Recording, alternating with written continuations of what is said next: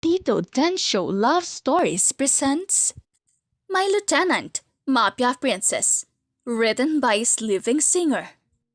Ashiya! Tawag ng isang binatilyo na may katangkaran at makisig kong ilarawan ng karamihan sa isang prinsesang kung gumalaw ay parang wala itong mataas na posisyon sa isang pamilya na makapangyarihan. Siya ay si Ashiya Celestine Martinez, ang mafia princess ng grupong Golden Cobra. Lumapit ang dalaga sa binatilyong tumawag sa kanya. Clark? Bakit? Anong kailangan mo? Ang kausap ni Ashiya ay ang nag-iisang anak ng kaibigan ng kanyang ama. Siya ay si Clark Rayleigh Teros, ang mafia prince ng grupong Silver Venom. Di ka sumasagot sa mga tawag ko eh. Kaya sinadya na kita dito. Sakto namang palabas ka na. Kaya dito na kita kakausapin. Tugon ni Clark kay Ashiya sabay abot ng isang envelope na kulay puti. Para saan ba to? Tanong muli ni Ashiya rito. May event mamayang gabi tapos ang plano, sa pagkakarinig ko, ang may-ari ng kumpanyang kalaban ng kumpanya nyo na naninira ng image ng grupo nyo ang target na patayin ni Mafia Phaeton. Ang papa mo. Near at Billargo Tent Star Hotel? Mahinang basa ni Ashiya sa lokasyon na nasa invitation letter. Ano? Sinong tatapos ang trabahong to? Panig ba namin? Tanong sa kanya ni Clark. Hindi. Ako na ang bahala rito. Sagot ni Ashiya nang hindi man lang tumitingin sa gawin ni Clark. Saka ito umalis nang wala man lang paalam sa kausap niya. Dumiretso si Ashiya sa sagradong opisina ng kanyang ama sa loob ng kanilang mansyon nang hindi man lang ito humihingi ng pasintabi. Sa loob ng opisina ay naroon ang kanyang ama at nakataas pa ang mga paa sa kanyang mesa habang nakaupo sa swivel chair. Hawak-hawak ang babasaging transparent na baso na may lamang kaunting alak at 3 pirasong cube ng yelo. Anong ginagawa mo dito? Bungad na tanong ng ama ni Ashiya pagpasok niya sa opisina nito. Maaari bang ako na lang ang humawak ng operasyon yung pagpatay sa isang ahas na negosyo? Kung pagbibigyan niyo ako, sigurado ako magiging successful ang operasyon. Hindi ka maaaring sumama, Ashiya. Pero papa, wag na matigas ang ulo. Mapapahama ka lang, anak. Ayoko manatili dito sa mansyon, Papa. Ako na ang gagawa. Sa ayaw at sa gusto nyo. Ani Ashiya sa kapadapog na umalis ng opisina ng kanyang ama. Napabuntong hininga na lamang ang kanyang ama nang dahil sa naging sugutan na naman nila ng kanyang nag-iisang anak. Napakatigas talaga ng ulo. Singhal ng ama ni Ashiya. Lumabas ng mansyon ang dalagang si Ashiya para magpahangin. Pumunta ito sa isang coffee shop na pribado, kaya malaya siyang gawin ng kung anumang nais niyang gawin. Sa kabilang banda, narito naman ang binatang may malakas na dating, makisig, may malaking pangangatawan at laging nakasuot ng kulay itim na mga kasuotan. May taglay din itong kagwapuhan kung ilarawan na mga nakakapansin sa kanya't nakakakilala.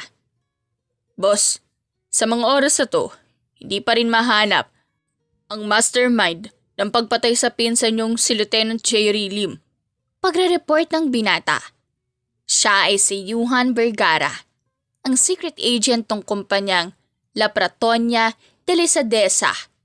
Ito ay isa sa mga sikat na kumpanya ng mga alak sa buong mundo, na ang tanging kumakalaban lang ay ang kumpanyang Resiscaro United Liquor, na siya ring kalaban ng iba pang negosyante. Halos lahat ng malalakas at mayayamang kumpanya ay kalaban nito, nang dahil na rin sa madayang pakikipagsosyo ng may-ari ng kumpanyang ito. Patayin mo! Nang gagalaiting utos sa kanya ng amo, na siyang may-ari ng kumpanyang kanyang pinagtatrabahuhan. Masusunod, boss. Kaagad na namatay ang tawag matapos ang maikling pag-uusap nila ng kanyang amo. Nasa rooftop si Yuhan ng building ng kumpanyang pinagtatrabahuhan niya. Malilim ito dahil kalahati ng bahagi ng rooftop at may bubong. Naisipan niya ritong pumunta para magpalamig habang mag-isa siya't tamang inom lang ng kape ang kanyang ginagawa habang nag-iisip ng mga susunod na hakbang para sa mga susunod na kanyang mga plano. Kailangan ko makabawi kay boss. Palpak ang unang naging plano ng unang grupo. Sinubukang patay ng ang may-ari ng kabilang panig. Ani Yuhan sa kanyang isipan. Naningkit ang mga mata ni Yuhan nang may maisip na siyang paraan para mas mapadali ang magiging trabaho niya. Napapangisi na lamang siya nang dahil sa nagustuhan niyang susunod na plano niya para mapatumba ang sinasabi ng kanyang amo na kailangan niyang patayin. Maya-maya pa'y nakatanggap si Yuhan ng tawag mula sa unknown number. Nag-aalangan ito pero sinagot niya pa rin. Yuhan, this is Ethan. Registered ang phone number namin at phone sa system ng mga may hawak ng Information Technology Monitoring Area. Pati na lahat ng personal information namin. Kaya bumili ako ng bagong SIM card at phone. Bisit. Panimula nang tumawag kay Yuhan. Siya si Ethan Lacarias, ang matalik na kaibigan ni Yuhan. Siya ang spy ng kalabang kumpanya ng kumpanyang pinagtatrabahuhan ni Yuhan.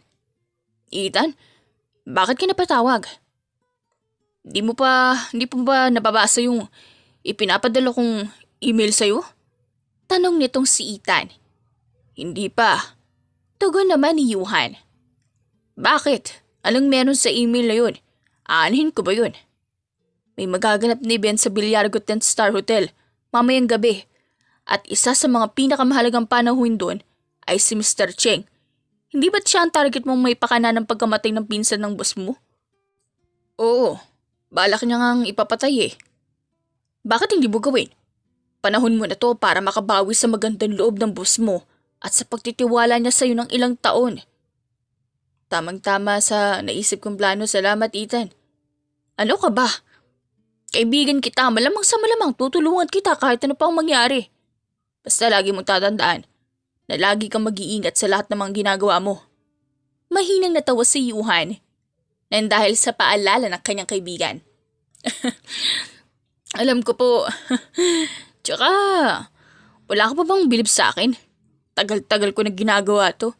Hindi ka pa ba nasanay sa nakaakibat ng mga ginagawa ko ay parang pakikipagkita na ng maaga kay kamatayan? Ewan ko sa'yo. Masyado kang proud sa sarili mo. Baralin kita eh. Ang tanong, kaya mo bang humawak ng baril? Putok na nga lang ng baril. Tumitili ka na. Hindi ko nga alam kung pating ka ba o ano eh. Uy, manahimik ka nga. Baka may makarinig sa'yo, uy. Itigil mo yan. Huwag mo kong ibuko. Sabading ka nga. Tsuta ka, hindi. Sadyang ayoko lang nang nakakarinig ng putok ng baril. Mamumura kita nang wala sa oras eh. Bakit naman? Kalalaki mong tao. Takot kang humawak ng baril. Takot ka pa makarinig ng putok ng baril. Para kang walang bayag. Pasensya naman. Ayoko pang mamatay kaya ayoko makahawak ng baril. Baka kasi bumaligtad yung hawak ko sa baril. Baka mapatay ko pa yung sarili ko. Alam mo kung anong tawag doon? Ano? Katangahan yun. Bakit kasi hahawak ka ng baril kung wala ka pang alam kung paano yun gamitin? Ay, ewan ko sa'yo. Basta mag-iingat ka sa mga plano mo ah. Kapag namatay ka, aangkinin ko lahat na babae sa mundo. Mahinang natawa si Yuhan sa kabilang linya. Lakas ng loob mo mangyabangan ako. Di ka nga nila gusto. Aba, ang yabang. Porque mas pogi ka sa akin at mas lamang ng ilang paligo. Aba, magkahawig kaya tayo. Ang kapal naman ng mukha mo, huy. Never kitang naging kamukha. Basta. Kita-kits na lang mamaya kapag nasa 7 ka na. Sabihin mo sa akin kung anong suot mo, ha? Kagaguhan. Paano ko may sasagawa yung plano ko kung malaman man nilang may connection tayo? Tapos makikita nilang akong nagtatrabaho rito sa kalaban nilang kumpanya?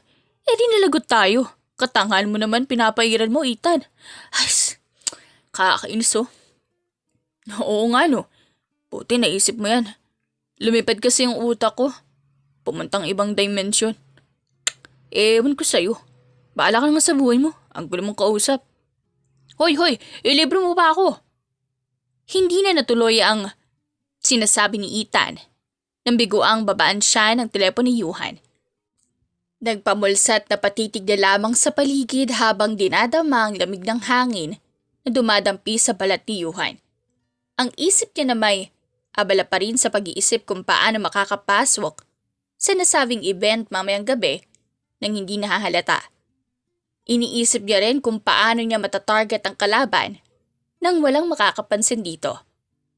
Habang abala sa pag-iisip si Johan, si Ashiya naman ay abala sa pag-aayos ng mga gagamitin niyang mamayang gabi para sa gagawing pagtugis sa kakompetensya nila sa negosyo na gustong ipapatay ng kanyang ama sa mga tauhan nito. Wala kang magagawa, Papa. Kailangan ko ng protektahan at panatilihin ang pagiging malugo ng negosyo natin. Hindi pwedeng kinaapak-apakan lang tayo ng hayop na yun. Bulong ni Ashiya, sabay kasanito ng baril. Nang may saayos na ni Ashiya ang lahat ng mga kakailanganin niyang kagamitan sa kanyang plano mamayang gabi sa equipment room, dumiretso siya sa kanyang kwarto para magpalit ang kanyang uniform bilang isang lieutenant. Shift niya ngayong umaga, kaya kailangan niyang pumunta ng istasyon nila. Kailangan niyang gampanan ng trabahong iyon para hindi magtaka ang mga kasamahan niya. Nang makapagbihis na, pumunta na siya ng istasyon nilang mga pulis. Mabilis siyang nakarating dahil mabilis ang pagpapatakbo niya ng kulay puti niyang big bike motor. Pagdating niya ay sinalubong siya ng kanyang mga kasamahang lieutenant. Isa na rito, ang isa niyang pinagkakatiwalaang kaibigan na si Lieutenant Rhea Belinda Oriendo o mas kilala bilang Lieutenant Oriendo. Ashiya, may operasyon tayo ngayon. Kailangan natin puntahan sa Mabalacat, Pampanga. Doon tayo nakadestino ngayon. Bungad sa kanya ni Lieutenant Oriendo. Kumunot ang noo ni Ashiya. Ha? Bakit tayo raw? Napabuntong hininga si Lieutenant Oriendo bago nito ipinaliwanag kay Ashiya ang lahat ng mga kailangan niyang malaman. Dahil tayo raw ay talagang sanay at marami ng experiences makipaglaban, ilang operation na rin daw kasi ang matagumpay nating naresolba. Kaya napagkasundoan nila commander na tayong namuno at magiging operation natin doon. Ayoko. Medyo masama ang pakiramdam ko, Rhea. Baka ako pa ang unang mamatay sa operation kapag sumama pa ako. Nasa trabaho tayo. So? And parehas lang naman tayo ng posisyon. Ay, ewan ko sa'yo. Kalokohan na naman ang pinagsasabi mo. Reklamo ni Lieutenant Oriendo. Sabay irap rito sa kaibigan niya bago niya ito iwan. Natawa na lang ng bahagya si Ashiya nang dahil sa sinabi ng kanyang kaibigan. Naupo si Ashiya sa isa sa mga upuan rito sa kanilang estasyon hanggang sa mapansin niyang may paparating. Nang makalapit na ito, agad siyang sumaludo rito. Good morning, General Pico. Bati ni Ashiya sabay tintig ng diretso at sumaludo. Hindi ito nagtagal dahil ibinilin niya lang ang nagaganap na kaguluhan sa Mabalacat, Pampanga ay natapos na.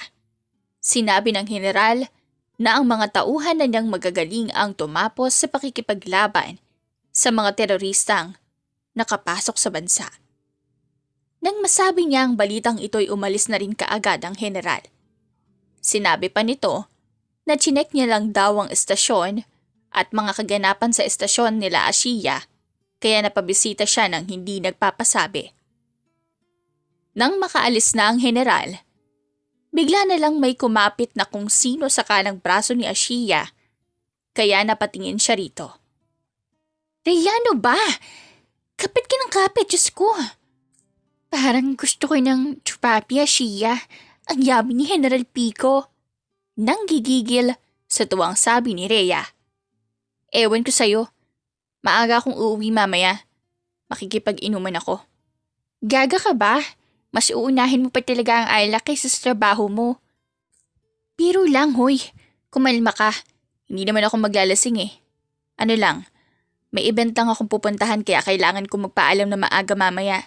Baka hanapin ako ng tatay ko. Gaga ka? Akala ko gagawin mo talaga. Hindi ako ganun, no? Alam ko namang nasa katinoan ka pa. Pero minsan, talagang pumapalya at nagiging siraulo. Shoota ka. Ikaw kaya ang madalas na may saltik sa atin. Hindi blank message ka, be. Siyo nga, hindi tayo sa text nag-uusap, gaga to. Ay, hindi ba? Oo nga, no? Ewan ko sa'yo. Ganito mag-usap ang dalawa kapag sila lang ang magkasama. Kapag nasa operasyon sila'y, iba ang katangiang ipinapakita nila. Mga babaeng marunong makipaglaban. Mga babaeng alam humawak at magpaputok ng baril. At mga babaeng buo ang loob. Fast forward. Sumapit ang gabing pinakihihintay ni Ashiya. Pinaghahandaan niya ng husto ang pagpunta sa event na gaganapin ngayong gabi. Imbes ngiti ang makikita sa kanyang mga labi, pangisi ang kanyang reaksyon. Humanda ka, tanda. Tatagos sa'yo mga bala ng bawat baril ko. Ani Ashiya, sabay titig sa dalawang hawak ng mga baril.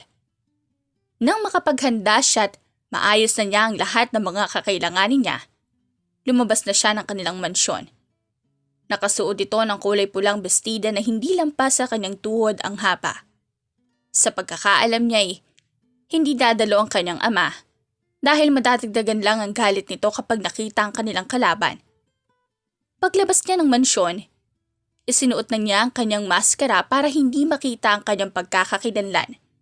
Sa katunayan iniba niya rin ang kanyang ayos upang maging malayo ang itsura niya sa nakasanayang itsura niya kapag kaharap niya ang ibang tao. Let's go. Ani niya sa isang driver nila. Sumakay siya sa kulay itim na sasakyang Lamborghini ang tatak. Sabay pinaandar ito ng may kabilisan. Habang nasa daan ito, tumunog ang kanyang telepono. Dahilan? Para kunin niya ito mula sa kanyang kulay itim na wallet. Sinagot naman niya ito agad. Oh, Clark, bakit mo napatawag? Papunta ako ng event. Pinasundan ka ng tatay mo. What? Oo. Ashiya, bantay sarado ka pa rin ng ama mo. Wala ka pa ring takas na gumawa ng hindi maganda sa mismong event dahil nangangamba siya na baka makilala ka at baka ikaw ang puntriyahin nila. Sinong sila? Yung mga yon? Yung mga kalaban ng tatay mo, Ashiya. Gusto niya lang naman na lagi kang maging ligtas, kaya nagpadala siya ng mga tauhan. Naiintindihan ko ang point niya. Sana intindihin mo rin. Ayoko. Kaya ko naman ang sarili ko eh. Pasyado silang marami kaya kailangan mo talaga ng backup. Paano niyo ipapaliwanag kung makahalata man ng mga kasamahan kong pulis na nasa event? Baka mamukhahan nila ako, Clark. Nangangamba ka na pala. Bakit hindi ka pa umatras sa tayaan nilang mga tauhan ng papa mo ang gumawa ng misyon na yun? Clark, hindi na ako isang batang paslit. Matanda na ako. Ayoko maging palamunin lang sa mansyon, no? Kailangan may mapatunayan ako na kaya ko maging mafia queen. Ayokong sabihin nila na nakuha ko lang ang posisyon na yun nang dahil sa tatay ko ang mafia boss. Basta, mag-iingat ka palagi. Kapag hindi ka nag-ingat, kasalanan mo na yan. Oo na. Basta, sabihin mo kay Papa na huwag na siyang mag-alala dahil ako na ang bahala dito. Kayang-kaya ko na to. Sige, sabi mo yan. Basta mag-iingat ka. Alam ko naman yun. Nang matapos ang usapang iyon, ibinaba na rin ni Ashiya ang kanyang telepono. Hindi naman nagtagal nang biglang huminto na ang sinasakyan niya. Bumaba siya ng kotseng iyon at dahan-dahan siyang pumasok sa hotel na kung saan gaganapin ang isang malaking event na nasa invitation letter. Nang makapasok na sa loob si Ashiya, pumesto siya sa mga ilang negosyanteng invited rin sa nasabing event. Kinakausap siya ng ilan sa kanila dahil parang hindi sila pamilyar sa presensya niya. So, can we all know if what businesses that you own? Tanong ng isang middle-aged woman kay Ashiya. Nginitian siya ni Ashiya sabay sabing, champagne, branded bags, accessories, that all made of real gold and diamonds. How about you? Wow, big time ka pala. Then, can we know your name? Tanong nitong muli. I'm Revillena Chanco Suarez Brilt. Buo ang confidence na sagot ni Ashiya na sagot. Nagsinungaling si Ashiya upang pagtakpan ang tunay niyang katauhan bilang isang mafia princess. Punong-puno rin kasi ng mga pulis sa labas ng mismong hotel nang dahil sa mga bigatin na mayayaman ang mga nandito. Oh, that's too long. Can you make it shorter? Just a nickname. Alang babaeng kausap niya pa rin. Rob. Natatangong tugon ni Ashiya. Sorry, but I gotta go. I need to go to the comfort room. Excuse me. Sunod na sabi ni Ashiya. Saka umalis sa kinatatayuan ng mga negosyanteng nakasalamuhan niya. Dali-dali siyang pumunta ng comfort room. Hindi siya pumunta ng CR para umihi o dumumi. Pumunta siya roon dahil may balak siyang kausaping tao. Ilang tipa niya pa lang sa kanyang cellphone ay agad na niyang nahanap ang pangalan ng kailangan niyang kausaping tao. Si Clark. Clark? Isa ring mafia boss si Mr. Cheng? Tanong na bungad gamit ang mahinang boses nito. Oo, bakit? Kung ganun, walang nakakaalam na isa siyang mafia boss, tama ba? Oo, dahil talagang limitadong impormasyon lang ang inilalabas sa media na patungkol sa pagkatao niya. Bakit? Ano bang binabalak mo? Ikanta ang pagkatao niya? Pero paano? Hindi ba't may record siya ng resibo sa mga kinuha niyang paraphernalia sa opisina ng papa ko? Tapos, kukunin ko yun. Magpapagawa ko ng clip na magbubulgar ng sekreto niya bilang isang mafia boss. Hindi mo basta-basta magagawa yun, Ashiya. Magagawa ko yun. Basta tutulungan niyo ako. Total, may tiwala naman ako sa inyo. Sige, ikaw ang bahala. Just inform us kung kailan gagawin kami gagalaw at kung ano ang gagawin namin. Okay, baka may makahalata na papatayin ko na itong tawag. Sige. Nang matapos ang usapan ni Ashiya at Clark, bumalik na sa event si Ashiya para hindi makahalata ang makakita sa kanya. Lalo na't hindi pamilyar ang karamihan sa kanyang presensya. Pagbalik niya sa event, sa mga table na may upuan siya pumunta. Palinga-linga siya at pinagmamasdan kung may mga nakakakilala sa kanyang tindig at kilos.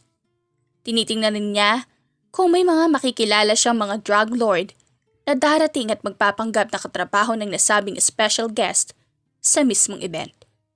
Maya-maya pa'y dumating na nga ang target ni Ashiya, si Mr. Cheng. Pagpasok ng may katandaang lalaki sa loob ng venue, napatingin si Ashiya sa mga gwardya nito. May isa kasi siyang napansing kanina panlingon ng lingon sa paligid.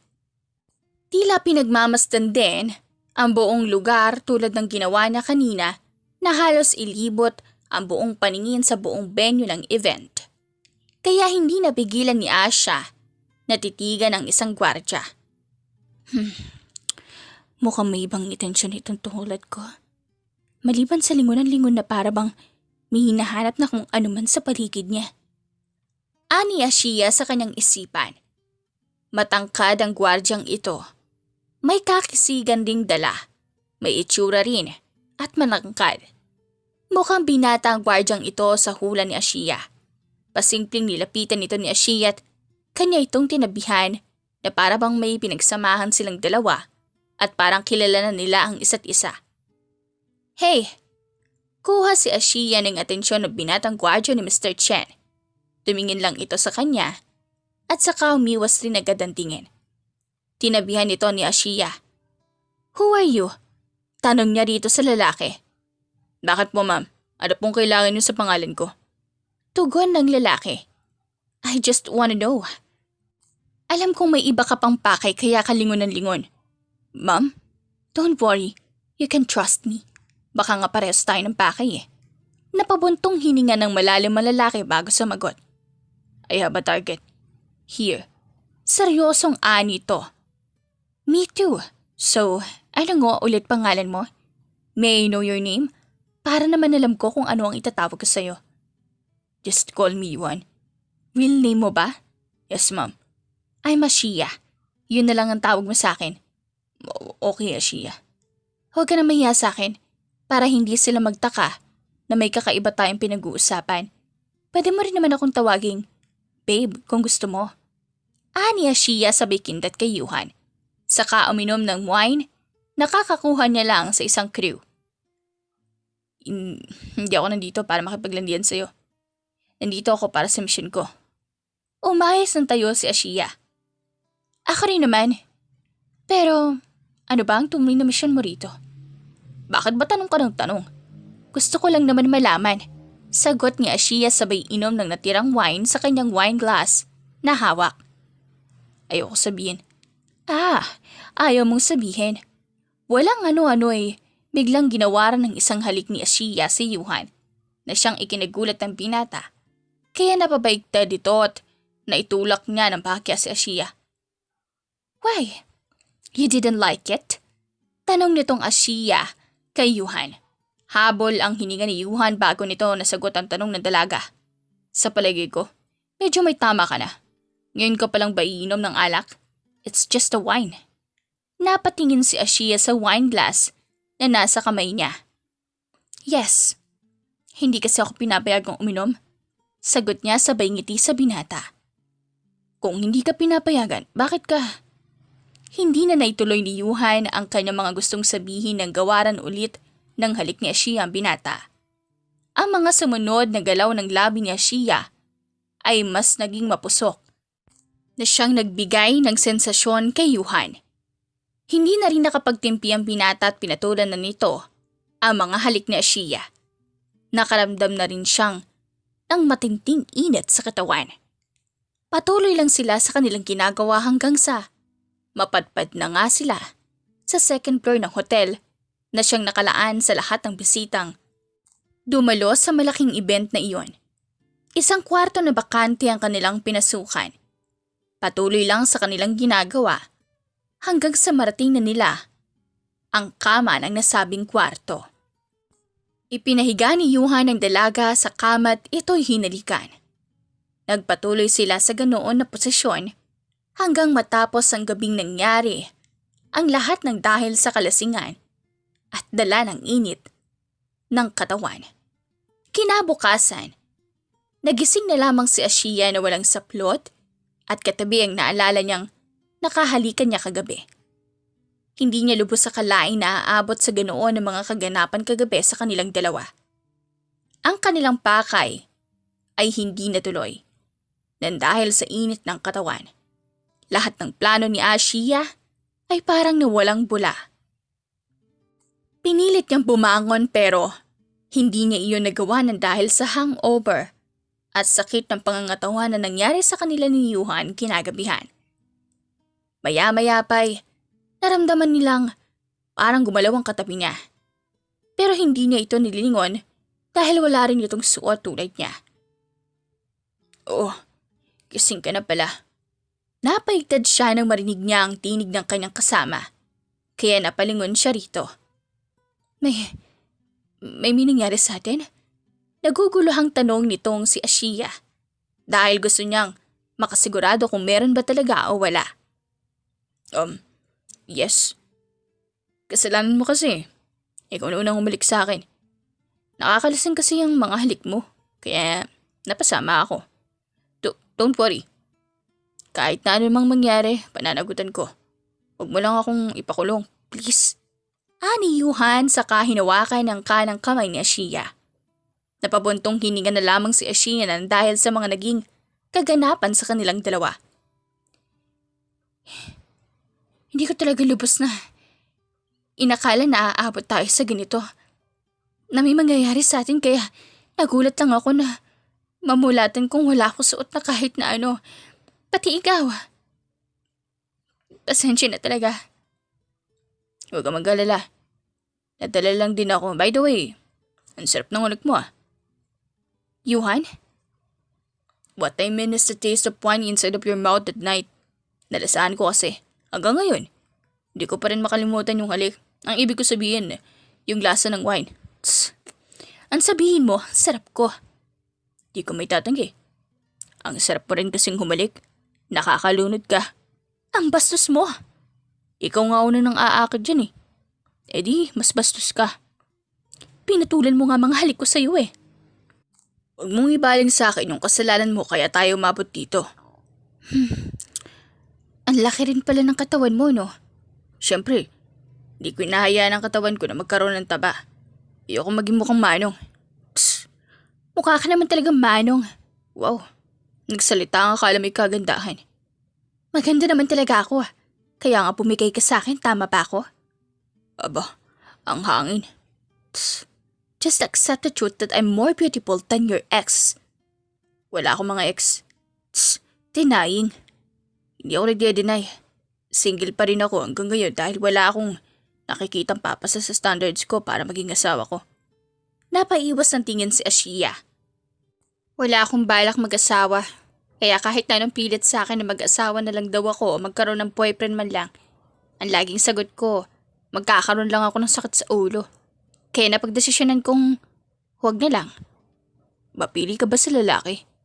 Gaya nga namang sinabi mo, oo, mapili naman talaga ako. Tinitingnan ko kasi kung magtatagal siya sa pag-uukali ko.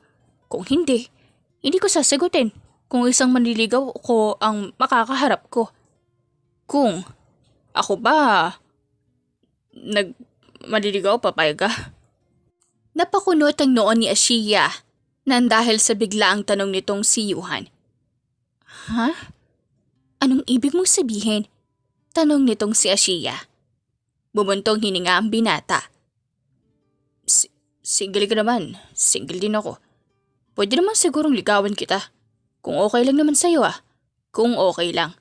Yuhan, huwag mong isipin itong nangyari sa atin. Isang pagkakamali lang to. Hindi inaasahan. Ayokong maging basihan mo na may mangyari sa atin at para payagan kitang manligaw. Tsaka, hindi mo ako mahal.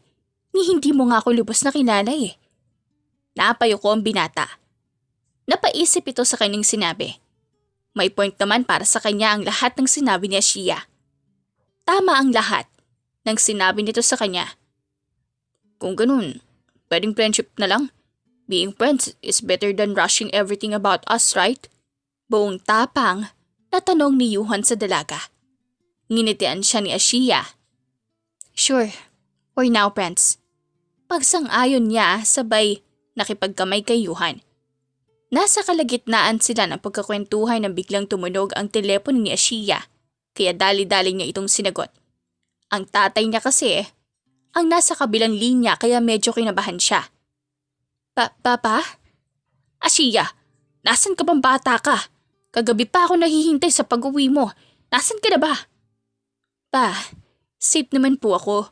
Huwag niyo na po akong problemahin. Nasa safe na lugar po ako. Pumunta ka sa event na matinding kalaban natin. Paano hindi ako lubos na mag-aalala kung alam kong mapapahamak ka? Kaya umuwi ka na sa ayaw at sa gusto mo. May kailangan ka pag gawin. Yes, pa. Nang makasagot na si Ashia, namatay na agad ang tawag. Halatang nanggagalaiti sa galit ang ama ni Ashia, kaya kailangan na niyang umuwi ngayon dahil sigurado siyang pahihirapan siya kapag hindi siya sumunod sa kanyang ama. Sorry, I have to go. Pagpapaalam ni Ashia kay Yuhan bago tuluyang tumayo mula sa pagkakaupo sa kama. Hinanap niya mga suot kagabi na nagkalat sa sahig. Nagmamadaling nagbihis agad si Ashia at inayos ang kanyang suot. Nasa labas pa ang mga kasama niyang pumunta sa event kagabi at hinatid siya. Nang makalabas siya ng hotel, Agad siyang sumakay rito sa kulay itim na van. Mabilis na nakauwi ng mansyon si Ashiya dahil may kabilisan ang sinasakyan nila ng kanyang mga bantay. Pumasok siya agad sa loob ng mansyon. Napalingon siya sa taas, sa may hagdan. Nakita niya ang kanyang ama na umiinom ng alak. Sino pumayag na pumunta ka roon ng walang pahintulot ko? Halata sa boses ng kanyang ama ang galit. Kahit nakalmado itong nagtatanong. Alam mo naman na gusto kong tumulong pa. Ayokong ikulong mo ako dito. Nabuburyong ako dito, Papa. Mas maganda rin na may tulong ako para maipagmalaki mo ko ng mga kasamahan natin na hindi bilang anak ako ng mafia boss. Kaya ako naging mafia princess. Gusto kong patunayan na kaya ko rin pa. Napangisi ang kanyang ama. Bakit ba ang baba na tingin mo sa sarili mo, anak kita? Kaya dapat lang na ikaw ang tagapagmana ng trono ko. Dahil mamamatay ang sino mang kumontra nun. Gusto ko lang patunayan na karapat-dapat ako. Patunayan? Anak, wala kang dapat patunayan. Anak kita. Sa ayaw at sa gusto nila. Ikaw ang tagapagmana ko. Ikaw lang. Kung sino mang magreklamo, magdasal na lang siya. Dahil sigurado kung hindi na siya sisikatan pa ng araw. Pero pa, hindi niyo naman po kasi naiintindihan yung nararamdaman ko eh. Kaya pwede bang hayaan niyo na lang ako? Nang matapos ang sagutan ni Ashiya at ng kanyang amay, mas pinili na lang niyang umakyat na agad sa kanyang kwarto. Ayaw na niyang mas humaba pa ang usapan nila ng kanyang ama dahil alam naman niyang wala rin naman patutunguhan iyon kung humaba man. Mag-aaway lang sila. Nang makarating na sa kanyang kwarto si Ashiya, ibinagsak nito ang kanyang katawan sa kanyang malambot na kama. Wala ding ano-ano'y. Biglang tumunog ang kanyang cellphone, kaya napunta roon ang kanyang atensyon. Nag-aalangan nitong sinagot ang kanyang tawag dahil galing ito sa kung sino man. Hindi na kasi ibang numerong tumawag sa kanyang cellphone. Hi, how are you? Bungad na tanong ni Ashiya sa kabilang linya. This is Yuan. I'm sorry. May nahulog kasing card sa bag mo. Bago ka umalis, may pangalan mo yun. Kaya, yun ang tinawagan ko. May naiwan ka kasi. Yung lipstick mo, naiwan mo sa kama ng hotel. Gusto ko lang sana isa uli. Paliwanag ng binata mula sa kabilang linya. Gusto mo lang akong makita kaya idadahilan mo yan. Tama ba ako? Masama ba? Mahinang natawa ang dalaga. Diretsahin mo na lang kasi ako para hindi ka na nagsasingin ng laway na nagpapaliwanag dyan.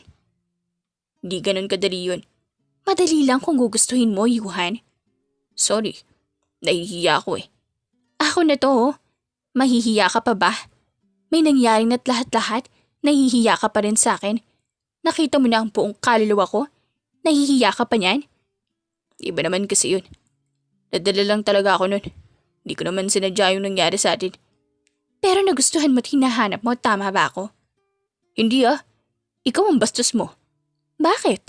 Totoo naman, di ba? Totoo ang alin. Nagustuhan mo yung nangyari kaya humahanap ka ng paraan. Para maulit yun. Hindi. Hindi yun totoo. Pilin ka masyado. Hindi ko nga napil yung.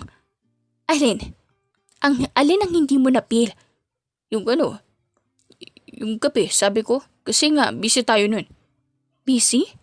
Ikaw lang naman ang gumalaw, hindi ba? Paano pati ako ay naging busy? Ikaw talaga napakadumi ng isip mo. Why? Kasalanan ko bang straightforward kung kumpronta ako? Bakit? Ayaw bang malaman ko na kaya mong gustong idahilan yung lipstick ko kasi gusto mong maulit yung nangyari sa atin? Ewan ko sa'yo. Dumi ng isip mo. Di naman ganun yung sadya ko eh. Ayaw mo talaga umamin? Bahala ka. Hindi ako magpapakita sa'yo. Sige, ako na lang gagamit ng lipstick mo. Pwede mo naman ibenta sa iba. Ayoko nga. Sa akin na lang to. Ayoko may ibang labi ang magmamarka rito sa lipstick na to. Kunti labi lang natin. Ay, ang seloso mo naman. Ano seloso? Di kaya.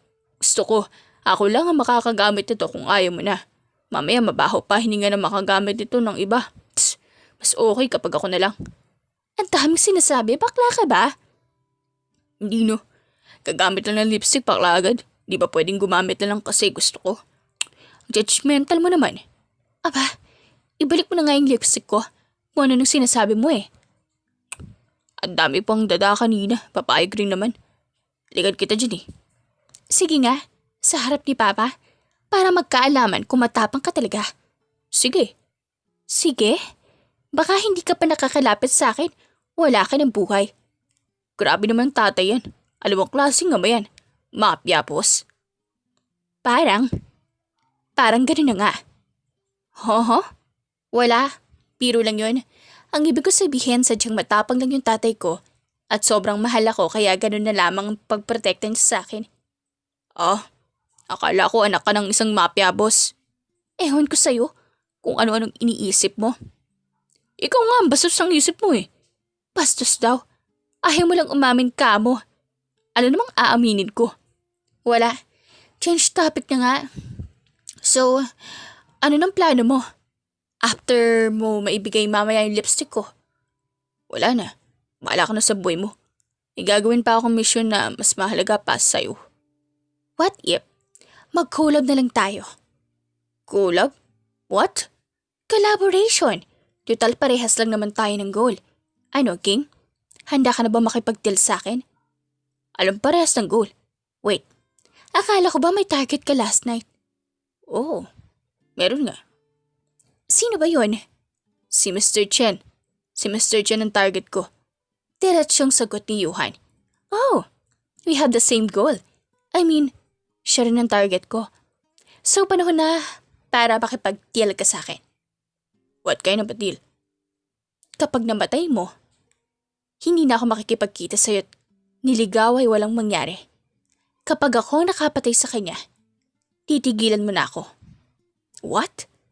Gusto mo bang ulitin ko? Ayoko makapag-deal. Bakit naman? Kasi kahit na anong mangyari sa dalawa, hindi na kita ulit makikita. Tama ako, di ba? Tama. Ayoko. Bakit naman? Kasi gusto pa kitang laging makita. Nang matapos makasagot si Yuhan ay agad na namatay ang tawag. Ang huling mga katagang narinig ni Ashiya ay para bang paulit-ulit niyang naririnig sa kanyang tenga. Unti-unti rin siyang napapangiti nang hindi niya namamalayan. Bigla siyang nakaramdam ng kakaibang pag-iinit sa kanyang mga pisngi. Kaya napatakip na lamang siya ng mukha gamit ang kanyang mga kamay. Dali-daling naligot, nagbihis si Ashiya para makipagkita kay Yuhan. Parang may kung anong pakiramdam siyang nararamdaman na siyang nagtutulak sa kanyang upang mas ma-excite sa muli nilang pagkikita. Kahit na kanina lang ay magkasama silang nagising. Nang makapagbihis na si Ashiya, agad siyang lumabas ng mansyon at sumakay sa kulay itim niyang kotse. Pinaandar niya ito ng may kabilisan. Baka makita na naman kasi siya ng kanyang ama at makapagalitan na naman siya dahil hindi na siya nalalagi sa mansyon nila at lagi na lang siyang umaalis. Habang nasa biyahe si Ashiya, narinig na lamang ang kanyang telepono na tumutunog. May tumatawag rito. Kaya agad niya itong kinuha at sinagot ang tawag. Yes? Panimula ni Ashiya mula sa kabilang linya. Samul tayo pwede ba? Tanong naman ng tumawag. Yuhan? Yes. Don't tell me. Hindi mo pa na ipophone book ang number ko. Mahinang natawa si Ashiya. Exactly. I'm sorry, okay? Nakakalimutan ko kasi. Sabi niya eh. But yeah, it's fine. So, sa mall tayo, pwede ba? Sure. Saang banda sa mall? Food court. Wait, sa food court talaga? Oo, sana. Pero saan ba ang gusto mo? Sa bookstore? Bakit sa bookstore? Mahilig ka bang magbasa ng mga libro? Medyo. Pero pwede rin naman sa food court na lang. Mas okay siguro kung doon na lang since may upuan naman doon. Sige, see you later. Bye, see you. Nang matapos na ang pag-uusap ni Ashiya at Yuhan, ipinagpatuloy na ni Ashiya ang kanyang pagmamaneho at inilapag sa passenger seat ang kanyang telepono. Ilang minuto lang ang lumipas nang tuluyang makarating si Ashiya. Na makapag-park na siya agad siyang lumabas ng kotse niya at pumasok na sa mall. Pumunta siya sa floor kung saan ang food court ng mismong mall. Nang makarating siya doon, Mula sa hindi kalayuan ay tanaw na niya ang binatang nakakulay itim na sombrero ng may kulay na terno sa kanyang suot na damit. Agad na umupo sa tapat ni Yuhan si Ashiya at ngilitian ang binata. So nasa na yung lipstick ko? Paunang tanong nitong si Ashiya. Ito, teka lang. At kakalkalin ko lang sa bulsa ko. Sagot naman ni Yuhan. Saka nagmamadaling kinalkal ang mga bulsa ng kulay itim ng suot na pantalon. Nang mahanap na niya agad niyang ibinigay kay Ashiya. Nang makuha na ni Ashiya ang lipstick kay akma na sana siyang tatayo nang biglang hawakan ni Yuhan ang kanyang kamay. Kaya napahinto siya at napatitig sa mga mata ng binata. Bakit? Nagtatakang tanong ni Ashiya. Wala man lang ba akong kiss? Tanong nitong si Yuhan sabay pout. Mahinang natawa si Ashiya na dahil sa ginawa ni Yuhan. Itigil mo nga yan. Di kasi bagay sa'yo. Nagbago ang reaksyon ni Yuhan nang dahil sa sinabi ni Ashiya. Grabe naman to. Sakit dun eh. Hindi mo ako madadala sa mga pahandra mong ganyan, Yuhan. Ligawan mo ako bago kiss. Huwag na muna. Kapag ganda na tayong dalawa, saka ako manliligaw sa'yo. Pero maling mo, matanggap ka agad ng tatay ko. Ayaw mo ba yon? Siyempre gusto ko. Sino ba ang may ayaw na agad ay tanggap ako ng magiging biyanan ko? Nakangiting ni Yuhan. Kumunot ang noon ni Ashiya. Anong biyanan? Hindi ka pa nga nakikilala ng papa ko eh. Pinagsasasabi mo. Mahinang natawa si Yuhan. I'm being advanced in our situation soon. Saan ba papunta yung relasyon natin? Bilang magkaibigan na gustong-gustong nakikita ng patago. Ewan ko sa'yo. Ang dami mong alam. Takot ka naman. Hindi ako takot. Inaalala ko lang kung sakaling ayaw sa akin ng magulang mo. Ayoko makapag-desisyon na may masasaktan sa dulo. Ayoko magdesisyon na maaaring pagsisihan ko sa uli. Kapag pa nag-take ka ng risk para sa akin, pagsisisihan mo ba na piniling ipaglaban yung atin kaysa hayaan ko? Napaiwas ng tingin si Yuhan. Para sa akin? Hindi. Bakit naman ako magsasisi kung sobrang mahal ko yung ipaglalaban ko? Pati na ng relasyon namin. You know what? Taking the risky thoughts will challenge a real man on how he can handle a heavy complicated situations. So, what's the point of regretting? If I can choose to live with my one and only love. Walang ano-ano'y nampangiti na lamang ang dalagang si Ashiya nang marinig niya ang tugon ni Yuhan sa simple niyang tanong. Uy, bakit nakangiti ka na dyan? Nagulat na lamang si Ashiya na bigla siyang tanongin ni Yuhan para kunin ang atensyon ng dalaga. Sorry Yuhan, na-amaze lang ako sa sagot mo. Wow, grabe naman yan. Mukha ng pang-OA ang datingan ng reaksyon Baliw, seryoso nga.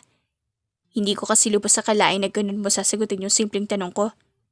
Sasagot na nga ako. Alangan namang kalokohan ang isagot ko sa'yo. Hindi nainis ka sa akin. Well, may point. May point? Decimal ba yung sagot ko? Baliw ka talaga. Oo, malapit nang mabaliw sa'yo. Nang marinig iyon ni Ashiya, ay agad siyang nakaramdam ng kakaiba kaya napaiwas ito ng tingin na tila ba nahihiya itong tumingin sa mga mata ni Yuhan. Naramdaman rin niya ang pag-init ng kanyang mga makikinis na pisngi.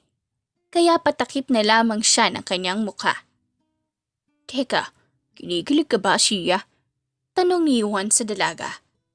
Hindi nasasilaw lang ako sa alahasang dumaan. Ang kinang kasi ng diamond na design nung singsing niya tapos naitapat sa liwanag. Tinamaan tuloy ako. Yung kinang. Tinamaan yung mata ko, sabi ko. Oo, tama. Napakagat na lamang ng kanyang ibabang labis si Ashiya na dahil sa muntikang pagkatulas niya at baka bigla siyang mapaamin ng wala sa oras, kahit na ayaw pa niya. Napangisi ang binatang si Yuhan na dahil sa mga idinahila ni Ashiya. Alam ko ang totoo. Huwag mo nang paikutin pa sa mga dahilan mo dahil nakita kong namumula yung mga pisngi mo. Nito kay Ashiya. Nagtanggal ng pagkakatakip sa mukha ni Ashiya at saka inirapan ng binata. So, bakit mo ba? Di wag kiligin. Simula ngayon. Akin ka na. Putol ni Yuhan sa sinasabi ng dalaga. Sabay subo ng french fries na binili niya kanina. Kumunot ang noon ni Ashiya. Wow ha, ang lakas mang angkin kahit na wala namang karapatan. Di lagyan, problema ba yun? Pero saka na lang. Huwag na muna tayo magmadali ngayon. Ang unahin natin ay kung paano natin magagawa yung misyon natin. Naudlot ng dahil sa nangyari sa atin sa hotel. So ano ng plano natin, Yuhan? Kung magtutulungan din naman tayo, ikaw nang bahalang i-headshot ang target. Ako na sa mga kasama nitong pumaprotekta sa kanya. Ano, deal? Teka, you mean, ang hahawakan kong role ay bilang sniper? Exactly. Galing mo talaga. Well, that sounds pretty good, huh? Of course. That's my idea. Talagang cool yun. Wow, ang yabang. Kapag umurong lang ang petlog mo mamaya, ikaw paparating ko. Kita mo. Kapag naduling lang yung mata mo at hindi mo napatay ang target natin, i-date mo ko sa loob ng 360 days. Ano, game? 360 ka dyan. Baka nga hindi lang date ang gawin mo eh. Baka buntisin mo pa ako. Teka, baka ikaw may gusto nun at hindi ako. Ikaw yung tumug sa inaalagaan kong tilapia, hindi ba? Inakit mo yung alaga ako. Nagkatinginan sina Shia at Yuhan bago sabay ni nagtawanan. Dahilan upang mapatingin sa kanila ang mga tao sa paligid. Upang mabago ang usapan, iminungkahin ni Ashiya na bumili ng pagkain. Na agad namang sinang-ayunan ni Yuhan. Magkasama silang nagpalipas ng araw. Nag-enjoy sa isa't isa na parang matagal nang magkaibigan. Kahit nakakakilala pa lang nila, hindi nila malayang lumubog na ang araw habang patuloy ang kanilang tawanan at biruan. Biglang nagring ang kanilang mga cellphone ng sabay. Dahilan? Upang maputol ang kanilang kasiyahan. Nang makita ang mensahe, napangiti sila sa excitement. Ang kanilang target ay dadalo sa isang malaking event sa Guanzon Villar Stadium. Sa gitna ng kanilang seryosong usapan, muling nagbiro si Yuhan tungkol sa nangyari sa kanila noong nakaraang gabi. Na agad namang ikinainis ni Ashiya. Pilit nitong itinatanggi ang anumang espesyal na namamagitan sa kanila. Ngunit hindi nagpatinag si Yuhan at ipinahayag ang intensyon niyang ligawan ito. Liligawan kita. Liligawan ko ang pamilya mo. Hihintayin kita hanggang sa pwede ka nang mahalin ng walang hanggan. Buong tapang na sinabi ni Yuhan. Ngunit si Ashiya, sa halip na maapektuhan, ay nagbiro lamang na pera ang gusto niya kaysa sa pagmamahal. Sa kabila nito, hindi sumuko si Yuhan at sinabing ipapakita niyang totoo ang kanyang nararamdaman. Sa huli sinabihan siya ni Ashiya na itigil na ang walang kwentang usapan at unahin ang kanilang misyon. Habang pinag-uusapan ng plano, nagpilit si Yuhan na siya ang papatay sa kanilang target. Ngunit hindi pumayag si Ashiya. Gusto niyang may ambag din siya sa kanilang misyon. Naalala ni Yuhan ang kanyang dating engkwentro sa kanilang target at inamin niyang muntikan na siyang mamatay noon. Sa halip na maawa, tinawanan siya ni Ashiya at tinawag na Shunga. Sabay sabing madali lang dapat ang pagpatay rito. Sa kabila ng kanilang matinding misyon, hindi pa rin napigilan ng asaran at biruan nilang dalawa. Na tila ba hindi delikado ang kanilang sitwasyon. Tahimik na sandali ang bumalot kina Yuhan at Ashiya bago ito binasag ng binata. Umayo siya ng upo at gumiti. Kapag naging successful yung trabaho natin, sana magkita pa rin tayo. Kung hindi na kita mahagilap sa future, hahanapin pa rin kita. Siyempre, hindi ako payag na mapunta ka sa iba. Dapat sa akin ka lang. Wika niya sa bakindat. Napailing si Ashiya at sumagot. Ang lakas ng loob mong mang-angkin, wala ka namang karapatan. Sa kabila ng pang-aasar, may tensyon sa pagitan nila. Lalo na nang pag-usapan nila ang misyon. Pupunta ka. Pero isasama mo ako. Madiing sabi ni Yuhan. What? Kulat na tugon ni Ashiya. Sasama ako. Para kung malasing ka man, ako na maghatid sa'yo. Paliwanag ni Yuhan. Alam mo ba kung saan ako nakatira? Tanong ni Ashiya. Hindi. Pero pwede mo namang sabihin sa akin para malaman ko kung taga saan ang magiging biyanan ko balang araw. Sagot ng binata na may kasamang ngiti. Dumating ang gabi ng operasyon at parehong naganda ang dalawa. Si Ashiya ay nasa rooftop, nakasuot ng itim at hawak ang baril, habang si Yuhan ay nasa loob ng venue. Umaaktong bisita. Isinuot niya ang earphones upang marinig ang kasamahan. Ashiya, are you ready? Tanong niya. Yes, I am. I'm just waiting for your signal to shoot this small bullet in his head. Sagot ng dalaga. Okay, just chill. Focus on our main target. Seryosong tugon ni Yuhan. Habang papalapit ang kanilang target na si Mr. Chen sa entablado, nagbigay ng huling utos si Yuhan. Kapag paakyat na siya ng stage, doon mo siya patamaan sa sentido. Siguraduhin mong hindi na siya magigising pa. Noted. Sagot ni Ashiya. Ilang sandali pa, napalingon ang lahat nang may dumating na mamahaling kotse sa entrance ng venue. Isang senyales na nagsimula na ang kanilang misyon. Habang nasa misyon, kinumpirma ni Yuhan kay Ashiya ang pagdating ni Mr. Chen. Sa tingin ko, ito na si Mr. Chen. Ashiya, ready your thing. Aniya. Copy. Sagot naman ni Ashiya. Pag-akyat ni Mr. Chen sa entablado, bigla na lamang siyang natumpa. At unti-unting lumabas ang dugo sa kanyang ulo. Nagkagulo ang mga tao. At agad hinanap ng mga gwardya kung sino ang pumaril. Nang tingnan ni Yuhan ang pwesto ni Ashiya, wala na ito roon. Kaya alam niyang ligtas sila pareho. Agad siyang umalis ng venue at pinuntahan ng dalaga na nagkataong paalis na rin sakay ng isang itim na sasakyan. Pagkakita sa kanya ni Yuhan, nagyakapan silang dalawa ng mahigpit. Lumipas ang 2 buwan, naging maayos ang buhay ni Yuhan at Ashiya. Lumago ang kanilang negosyo. Nakapagpatayo ng bahay si Yuhan, habang si Ashiya naman ay nagbukas ng mga bagong branch ng kanyang cosmetic business sa ibang bansa. Sa panahong ito, unti-unting nahulog ang loob ni Ashiya kay Yuhan, kahit pilit niya itong itinatanggi. Samantala, patuloy ang panunuyo ni Yuhan. Ipinapakita niyang seryoso siya sa mga sinabi ng damdamin para sa dalaga. Isang araw, nakaramdam ng kakaibang sintomas si Ashiya. Nagiging maselan siya sa pagkain. Madaling maduduwal. At may kakaibang pang-amoy. Dahil dito, nagpunta siya sa kanyang doktor kung saan nalaman niyang buntis siya. Nanlaki ang kanyang mata at agad na tinawag sa Yuhan. Buntis ako. At ikaw ang paniguradong ama nito.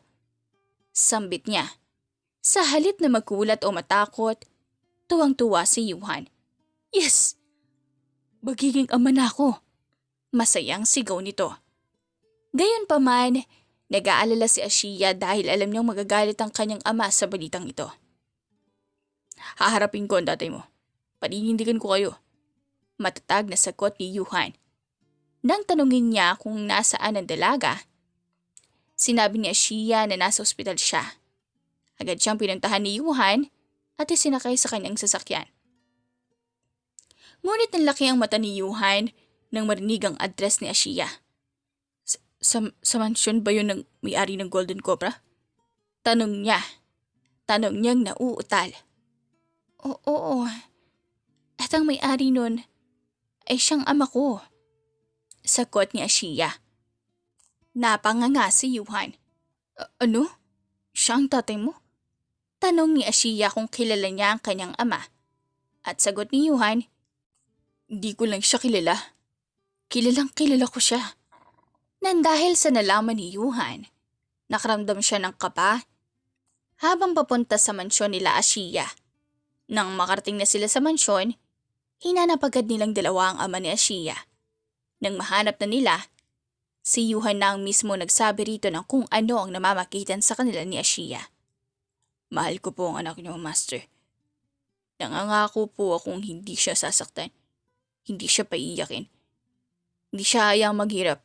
At higit sa lahat, mamahalin ko siya at sabay namin itataguyod ang magiging pamilya namin. Buntis po si Ashiya.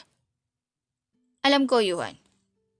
Sinabi sa akin ng mismong doktor ng anak ko. Wala namang kaso sa akin kung ikaw ang ama na magiging apo ko. Dahil malaki ang tiwala ko sa iyo bilang kapalit. Maglilingkod ka sa Golden Cobra habang buhay. Kung gusto mong makasama at makapiling ang mag-ina mo, ano, papayag ka ba? Hindi pa nagdalawang isip si Yuhan at pumayag na ito. Gagawin ko po ang lahat para sa mag-ina ko. Maraming salamat po, Master. Paluhod na sana si Yuhan nang pigilan niya ng ama ni Ashiya. Saka ito niyakap. Tanda bilang pagtanggap sa pamilya na mayroon si Ashiya. Teka, magkakilala kayo? Biglang singit ni Ashiya sa upuan. Bumitaw ng pagkakayakap ang ama ni Ashiya sabay sagot ng, dati ko siyang kanang kamay. Siya ang sharpshooter assassin ng Golden Cobra, anak. Siya naman ang secret agent ng Silver Venom. Kaya kilala ko siya at pinagkakatiwala ng gusto. Alam ko mapoprotektahan ka niya, anak. Kaya hindi na ako maging tutol sa kung anong meron sa inyong dalawa. Nang dahil sa narinig ni Ashiya mula sa kanyang ama, nakayakap na lamang siya rito. Pati si Yuhan. Si Yuhan ay nakayakap na rin.